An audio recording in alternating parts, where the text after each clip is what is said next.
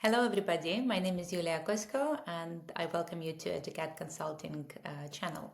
Today we're going to talk about dreaded 11 plus. What is 11 plus? 11 plus are the exams taken in the UK by children in year 6. They're usually taken in private schools to move up from primary school to secondary, or by grammar schools as well, which are state selective schools in the UK, also taken in year 6 at the age of primary school, and then to move up with the purpose to move up to secondary school for year 7. Now 11 plus exams differ from school to school, but the general kind of rule or general setup for them is that there are 4 subjects involved. It's English, maths, verbal reasoning, and non-verbal reasoning. The tricky part about the 11 plus is that verbal reasoning and non-verbal reasoning are usually not part of the school curriculum. It's not a subject, none of them are, or that stands on its own. So that's something that you would have to prepare, or something that private schools prepare your child for. And they are usually, verbal reasoning is usually part of English, so to say. Non-verbal is part of maths, or let's say learning logic, etc. As we discussed, you take them in grammar schools or independent schools. Comprehensive schools, which are non-selective state schools, usually do not have entry exams, but quite often in grammar schools there are 2 stages of 11 plus, and then some comprehensive state schools would take your child in after the first stage of the grammar school exams. It's a bit complicated, but basically there's some semi-selective comprehensive schools, so to say. There aren't that many of them, so maybe don't worry if it's not part of your barrow. Grammar schools, there's still some, but there are not as many as they used to be in the UK, and also they're kind of they are based in certain areas, so you wouldn't find them everywhere. There are quite a few in Surrey, Kent, North London, but not so many in East or Central, and then other cities as well. Independent schools obviously are all over the country. They're not tying you up by your catchment area like some grammar schools do. Catchment area in grammar schools is very wide, much bigger than catchment area for comprehensive non-selective state schools. But independent schools, for example, don't have any catchment area. What it means is that you could apply to independent schools before you move to a certain area, either from another town in England or from abroad, and that gives you the flexibility to decide where you want to live based on where your child gets to school, if that's an option. Now, grammar school exams usually have 2 stages, as I said before, and they start quite early. They start early September, so you have to make sure that you register your children by the end of August. It depends on the area, so please do check it with your barrow, with the schools that you are applying for. And there are 2 rounds, and they are, to be honest, quite difficult, and probably a few years, not just 1 year, ahead of the curriculum that children cover in state primary schools. So you must prepare for them. State primary schools don't prepare for grammar schools. Private primary schools don't prepare for grammar schools so much either. They usually prepare for private secondary schools. So you have to prepare. Look into the exam, look into the exams of your particular schools, past papers, and there are lots of centers that could help you preparing for them. Of course, you can go for online option of tutoring with us or a tutoring company and get your child ready that way. Independent schools start their selection a little bit later, so you could probably register into independent school by the end of September, October, sometimes even November. The sooner the better. If you decided on the school, don't leave it till the last moment. Some application forms can be quite lengthy, so do give it some time. And then quite often there are either 2 stages of getting into school, private school as well, or there's 1 exam that is unique to a particular school. So you could either, some schools would either want you to take an ISEB test, which is an online test, and that covers math, English, verbal reasoning and non-verbal reasoning, and it's usually done at the school if it's a private school. So it would be your child would take it at the private school that they go to at primary level. If you go to state school at primary level, then you could take this exam at one of the schools that you're applying to, and then the result will go to all the schools you're applying to which offer ISCB selection stage basically. And then there are some schools that don't go for ISCB, they offer their own papers. And that would also involve math, English, non-verbal and verbal. No, not every school does non-verbal, but verbal is probably offered by most schools. And if the exam is done at the school, it's usually not online, unlike ISCB. Some schools consider your ISCB score as well, some don't.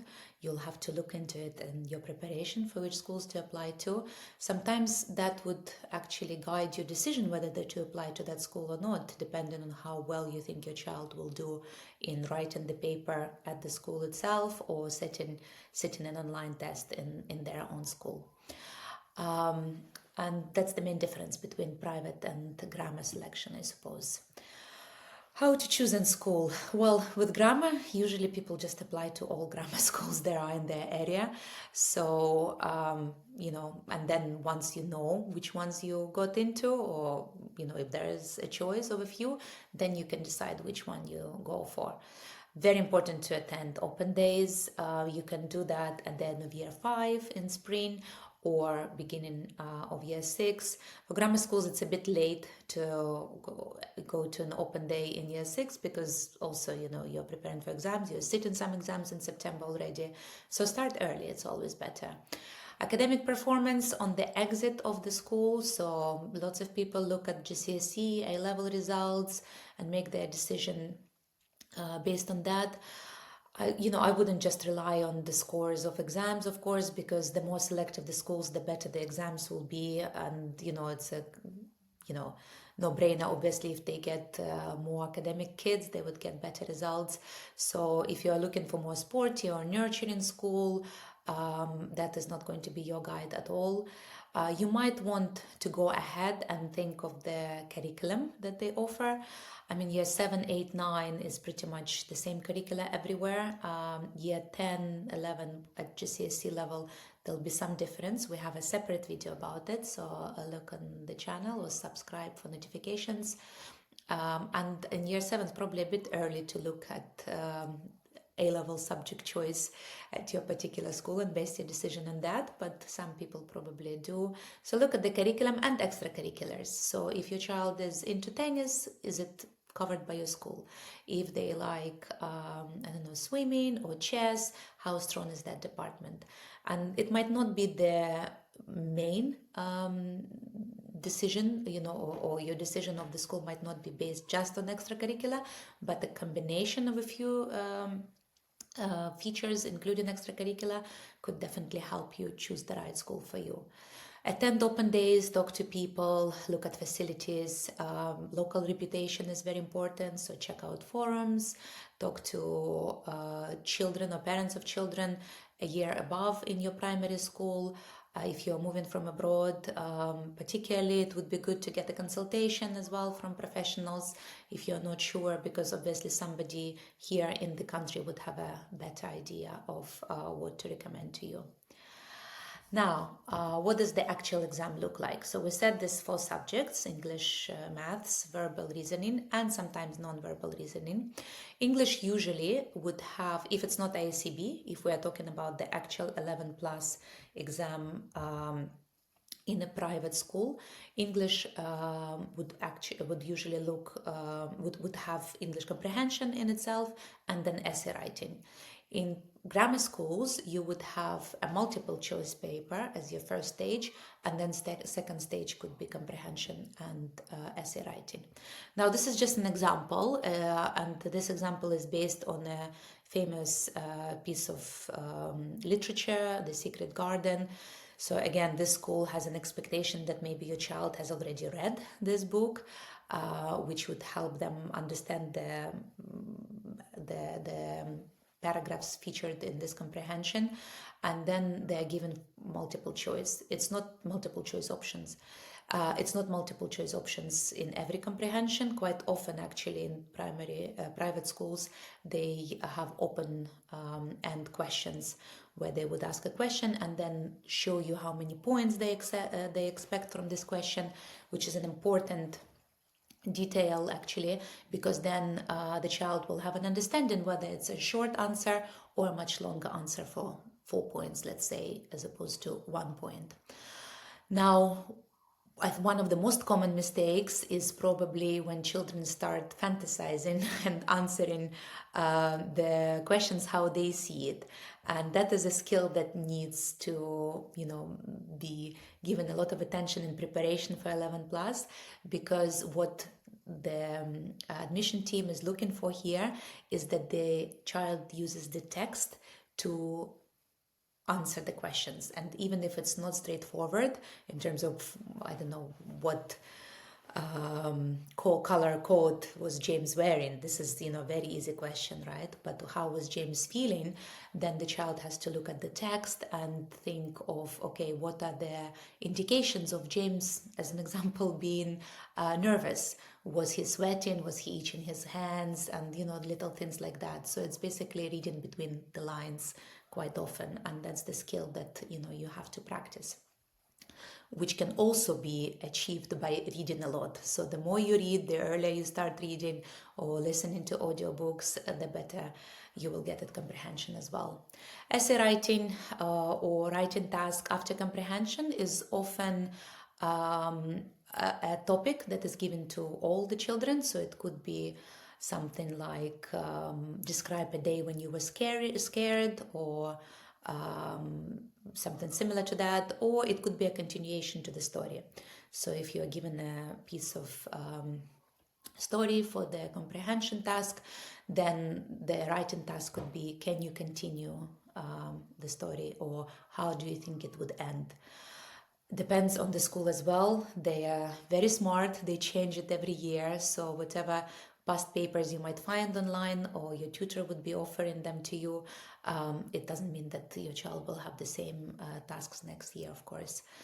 Tutor is also good, or talking to consultant is good for the reason of the experience, because obviously they have worked with lots of children in every year, preparing them for exams, and then after exams they ask them how did it go, what was the question. So they have this database of answers and text examples. Sometimes children come out not remembering anything. Sometimes they're quite good and actually then retelling parents or tutors what was covered in the exam. So do the research, explore your particular school that is your first or second choice, and try to gain the skills for that. Maths is quite similar. Oh, sorry, this is verbal reasoning. So verbal reasoning is quite similar in a way that there will be kind of higher level English knowledge or decoding knowledge. So verbal reasoning is very heavy on vocabulary. You will need to underline words that are similar or opposite to the word given. Quite often there is a task of like pairs of 3 words, and then you need to find in each pair the words that are the same or odd ones out, etc. There are lots of books that you can buy in verbal reasoning. Even prior to 11 plus, they start from probably 6 plus for verbal reasoning. It's a nice skill to teach your child regardless of getting through 11 plus or not, because it develops their brain and helps them with logical thinking as well and decoding. Also, you can play it the other way around and ask children to create your own questions for you, for example, as a game, which is also a great skill. Then non-verbal reasoning is similar to verbal reasoning, but based on pictures, basically. So you have pictures, you need to find odd one out, or you need to find similar ones, etc. To be honest, I struggle with it every time. Every year I look at it, I still struggle, because again, it has to be a skill. You have to kind of be in the habit of solving those questions. So lots of practice and try to make it as fun as possible, I suppose. And then maths can be either multiple choice or open questions. Quite often it's a combination of both. Then if it's an open question, you have to show you're working out and you have to write unit of measurement. So if it's centimeters or meters or whatever, you have to write it, and then you have to show you're working out as well. Sometimes you could be marked down for that. Quite often there are questions that use different unit of measures, so you need to convert them and know, obviously how to do it. And then word problems is another tricky part, I think, where lots of children get caught. Some schools don't have an end to math paper, so to say. So they have very, very long maths paper, and they see how far the child will go through it and how many questions they answer. So if your child came out of the test thinking that they, haven't finished it, it could be okay for that particular school or standard practice. The curriculum for 11 plus paper is beyond year 6 for selective schools, definitely beyond year 7, possibly even 8 for grammar schools, depends on the grammar school. This year, we had some clients who were sitting grammar school exams, and they said there were some GCSE questions. That's not to scare you, but I'm just saying that there are some questions, challenging questions, particularly in some particular schools, just to see who can do it. So if you can't, it doesn't mean that you will not pass the test, basically. Now, when to start preparing? I mean, it depends what you mean by preparing. Of course, if if we're talking about vocabulary building, essay writing, you're preparing as soon as you start talking, right? You're using different words with children, you're reading books to them, you're discussing stories, you're listening to audiobooks in the car. That's already preparing. Formal preparation, probably a year in advance, would be a reasonable advice. Lots of schools would tell you they don't want you to prepare their children, which is probably the case, but majority of children will still prepare, even for the sake of knowing those techniques that they would need for the exams, or having the practice of the questions that would pop up in the exams. So depending on your child, you would need to prepare a little bit at least. Some people do it by themselves. Some people rely on private prep schools preparations only, which is also enough quite often. Some people go for tutoring either from private or state sector. They still go for tutoring in math and English, just to make sure that, you kind of do your best in preparation. This is very rough guidance, take it with a pinch of salt, but basically a year in advance you can start thinking of schools, yes, so beginning of year 5, maybe attending some open days in autumn of year 5, starting to look at the past papers of the schools just to see where you are, and maybe having some time allocated on weekends or with tutors to get you kind of into the routine. And last 3 months, we would suggest that you try and focus on actual technique of the exams and doing the past papers. Don't overdo it so it's not too boring and not too familiar. There still has to be a sense of novelty when you go into the school and sit the exam. But at the same time, it's very important to time yourself, because sometimes children, they could be very smart, they could solve every question in the paper, but not, needing double the time, which is not great, obviously, for the exam purpose. So this is very, very rough suggestion of when and what you can do. Now, preparation strategies, I've discussed a few already, but yeah, research the tests for your school. It could be daily small practice. So some people practice doing 10-minute verbal reasoning tests in the morning, after breakfast, before breakfast, in the car. Vocabulary is a big one. I remember with my son, we had the vocabulary cards in the car all the time, and there was like a new word every 2 days that we had to learn, and then recap them at the end of the month and try to use them in conversations. The more practical and fun you can make it, the better. No matter how many tutors you get and how expensive they will be, you are the person who spends the most time with your child, and you need to put effort in it as well. So it is a commitment, especially if you're aiming very high. So, try to make it enjoyable, try to make it something you can bond over as well. And you can do in, domestic life, not just while sitting in front of the test paper, because that will have the best impact, I think. Useful resources, there are loads of on the internet, in bookstores. You can buy workbooks and past papers. This is some of the names. Schofield and Sims is another one that I like the most particularly. There are some online platforms like Atom Learning where you can have a subscription at different levels. Some are just for kind of learning and small tasks. Some would be with past papers for particular schools. If you're in a private school, particularly in the UK, not British School Abroad, you would have a subscription to either Century or Atom Learning, which would help you with exam preparation as well. And yeah, tutors and study groups, different range of prices you could pay for a tutor, private tutor, or you could choose like a group, your local group, which could be quite powerful as well, especially for grammar preparation. They're quite common. They're a bit cheaper, not a bit, quite a lot actually, cheaper than online tutoring, one-to-one. And also they go through lots of tests and they give homework to your children, which is a nice way to kind of put that responsibility on someone else rather than make them do papers yourself. And save that nice relationship of parent and the child, and blame the teacher for all the hard work they have to do. And of course, being in a group also is quite motivating, because if you're in a state school, not many pupils might be applying to grammar schools. So if you have an extra kind of group of peers for your child where they are all applying to grammar schools, they could be quite motivating and engaging as well. You've passed the exams, so you set your ISEB if needed, or you set your 11 plus in a private school around November, let's say. Some exams are in January. You might be invited for an interview in private school, not in grammar.